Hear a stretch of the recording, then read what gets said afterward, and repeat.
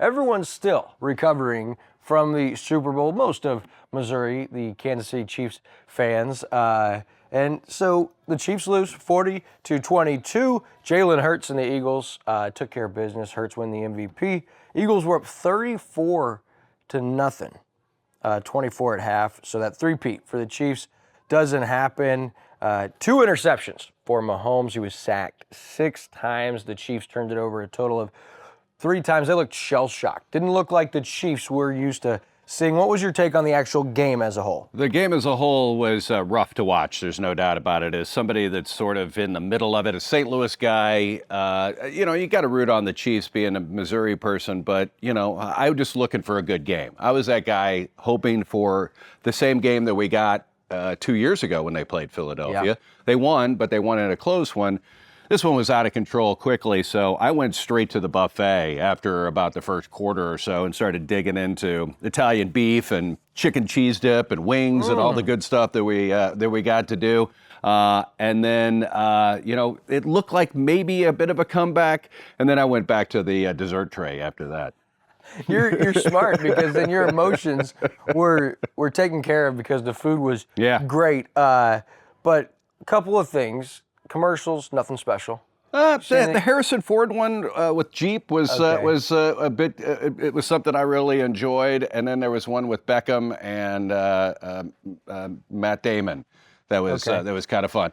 But if you ask me, besides the Jeep one, what any of them were trying to sell me, I couldn't tell you. It was tough for $3 million that they didn't sell me anything. Some like $11 million for a 30-second slot. And hey, the Harrison Ford one, I was with my mom and dad, always am my family, and the Harrison Ford one made me feel old. Yeah. I was like, my dad's like, oh yeah, I remember him in the 80s. He goes, was it Star Wars or Star Trek? Yeah. One of the two my dad said, and I was like, man, that's crazy. Well, he's in 2 of my favorite shows now, 1923, and then there's another one on Apple Plus. I can't remember the name of it right now, but there's so many. He's so doing many good for 80, 100 years old or whatever he is. And by the way, the halftime, it seemed to, I always love any of the big storylines with Super Bowl because everybody has an opinion, and so this year's halftime show with Kendrick Lamar was no different. And so I put on Facebook,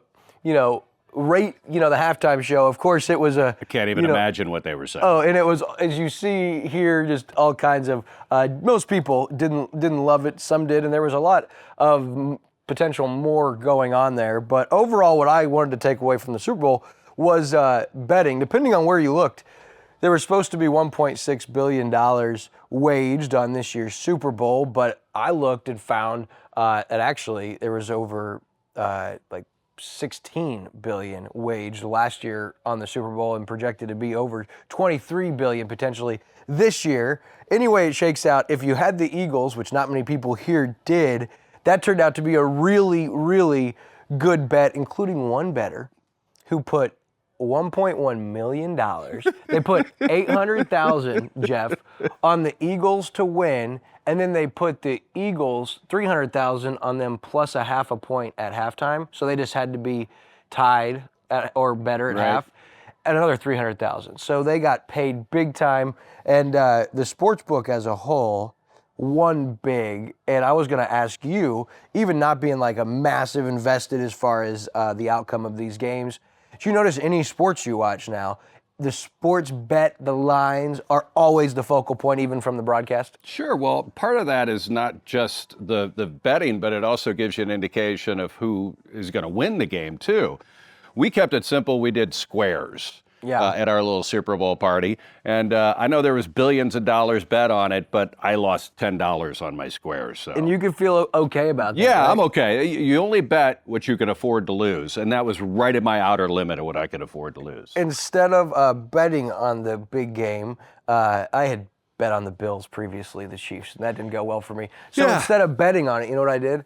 I went and bought a couple boxes of football cards from Walmart and opened those with my dad at halftime, because that's like a tradition we have. And that was a safe bet, because then you still have something in front of you, even if, it's not great. So we both did pretty good as far as the bets are concerned. Hey, in viewership, last year, 123 over 123 million people tuned in, and initial reports indicate it was down about 4 to 5%. But it'd be hard to top the most viewed Super Bowl of all time. Yeah, no, you also got one small market team with Kansas City and Philadelphia. You didn't have any of those West Coast teams. You didn't have a New York team, that kind of thing.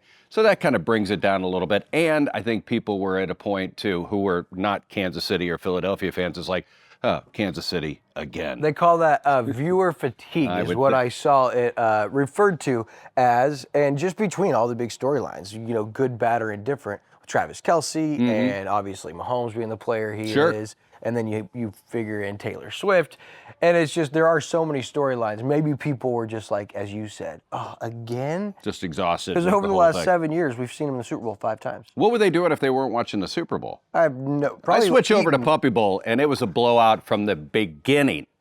It was worse than the Super Bowl. The Puppy Bowl was over in the first quarter. I love it. The Puppy Bowl. What exactly is the Puppy Bowl? That is when they put a bunch of cute puppies in a small container, and you just watch them and go, oh, they're so cute.